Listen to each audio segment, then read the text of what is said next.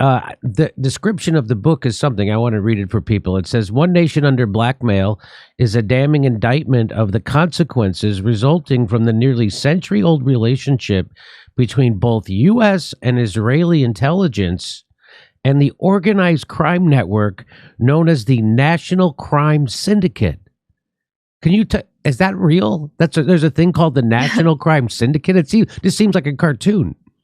Yeah, well, no, it is real. So it was a decentralized network of different organized crime groups operating in the United States in the early 20th century. So historically, organized crime in the U.S., most people are probably familiar with it because of Hollywood and whatnot, tend to sort of be an ethnic enclave. So you'd have Irish organized crime, the Jewish mob, the Italian Mafia, and so on.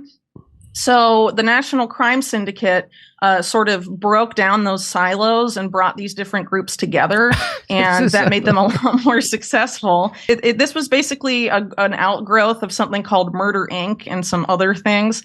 The main people behind it were Mayor Lansky, I guess representing the Jewish mob there, and then Lucky Luciano of the Italian Mafia. And so they basically came together, and in World War II, they formally teamed up with the Office of Naval Intelligence and the Office of Strategic Services, or the OSS, which is the precursor to the CIA. And this was justified as necessary because it was the war, right? So a wartime necessity justification. But then the war ends, and then, the intelligence apparatus of the U.S.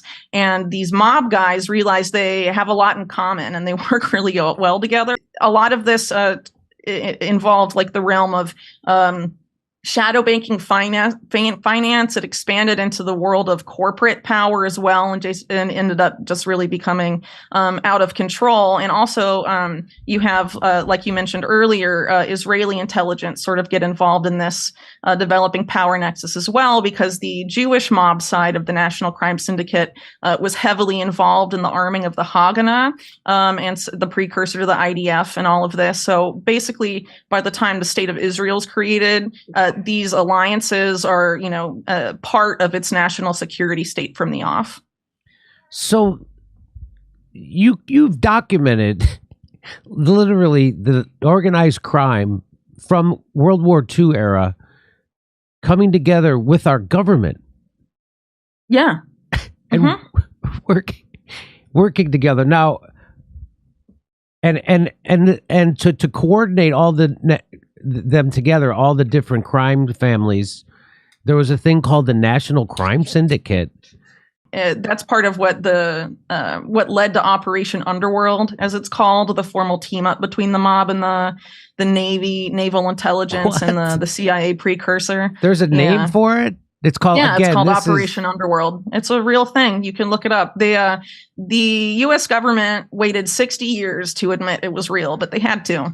So we're going to connect this together because the second part of your book is about Jeffrey Epstein, and Jeffrey Epstein obviously had connections to the CIA and the intelligence community. So it seems like they would try to get this blackmail stuff on powerful people, and then they could get them to do their biddings. One of the things that really surprised me when writing this book is how sexual blackmail pops up over and over again in various big events and scandals in U.S. history. And so part of what I'm trying to show, and a big reason why I wrote Volume 1, is to really break apart the mainstream media narrative that Jeffrey Epstein was an anomaly, that his behavior was exclusive to him, and now he's dead, so none of this stuff it doesn't matter anymore. This is a type of activity that has been done over and over and over again in our political system, and it was it was a move, and it's a type of operation really that was perfected first by the mob.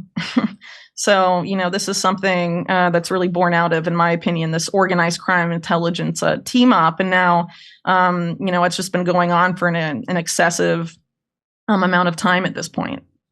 So here, let me give this to you as a jumping off point. This is more from the description of the book. It says this book specifically explores how the nexus between intelligence and organized crime directly developed the sexual blackmail tactics and networks that would later enable the sexual blackmail operation and other crimes of deceased pedophile and sex trafficker Jeffrey Epstein.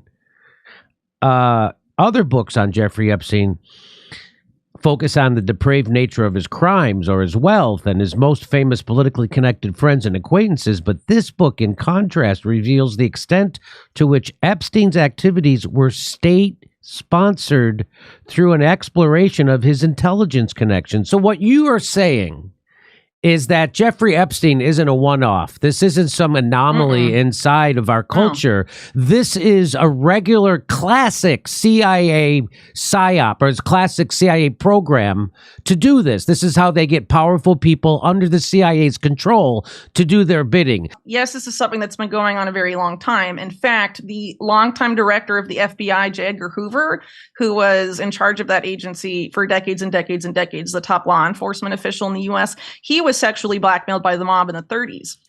And he didn't even go after organized crime at all because of that. And that's a matter of record. He denied it ever happened. This is something that gets brushed under the rug because there's no accountability for U.S. intelligence services at all. And in addition to that, I mean, you have things like the Page Boy scandal in 1982 that was brushed under the rug, where congressmen were caught basically engaging in sex with congressional pages who were underage. Really? I forgot. I had this. It was in 1982. Yep. And then you have the Franklin scandal. The expert on that is Nick Bryant, who, if you want to learn more about that, I would encourage you to have him on your show. What is it?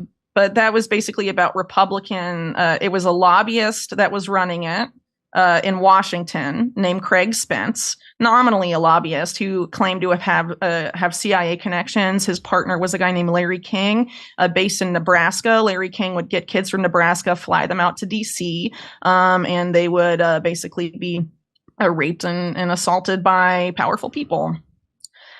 And it's a very crazy story. And again, I'm not the expert in that. I do include it in the book, of course, because it's very relevant. But of course, I'm drawing a lot from Bryant's work on that. We covered the Jerry Sandusky situation. Now, he was the guy from Penn State who was sexually abusing the students constantly, and that through that story, I learned that there are networks of these pedophiles, and they have conventions almost, right? And that Jerry Sandusky would take their boys to be trafficked there to trade them and stuff like that. And yeah, if I'm not mistaken, wasn't Louis Freeh, the former FBI director, involved in some aspect of covering up Sandusky's activities? Because he was also later hired by associates of Jeffrey Epstein to intimidate his victims from speaking out. Really? No kidding. So let's move He on. was Clinton's FBI director. Yeah, and then of course, Bill Clinton's on the Jeffrey Epstein flight logs. So tell me more about Jeffrey Epstein and his work with the government, like his ties with the CIA and stuff. Can you talk more about that? Okay, so it's not just the CIA. Israeli intelligence plays a major role here, and I would argue in terms of the sexual blackmail activities, that's going to be Israeli intelligence above the CIA, but most likely sharing intelligence with the CIA. Yeah, but earlier on in the 1980s, in the early 80s, which is when it seems like he gets directly involved with intelligence, it appears to have been the CIA, and then he gets tied up with the Maxwells sometime in the late 80s or early 90s, and at that point, it seems to shift again. Isn't Ghislaine Maxwell's father? Wasn't she in the Mossad?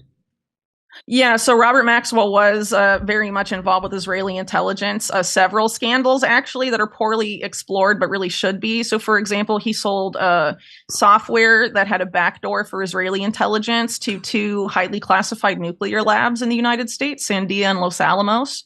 And so all our nuclear secrets were stolen via espionage by the same the same guy who was handling Robert Maxwell in this case, Rafi Eitan. Rafi Eitan was also the handler of Jonathan Pollard, who was the other, a big Israeli espionage scandal of the 1980s, because he was stealing a bunch of military secrets and giving it to Israel. Mm-hmm.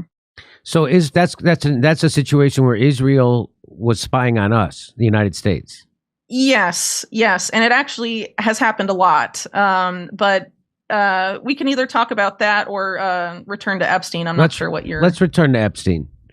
Okay. So Epstein in the early 1980s, from the late 70s to the early 1980s, he's working at Bear Stearns. He has to leave Bear Stearns under, basically, it seems like a cloud of scandal. He was being investigated by the SEC over allegations that he was involved in insider trading that involved the Bronfman family company, Seagram's.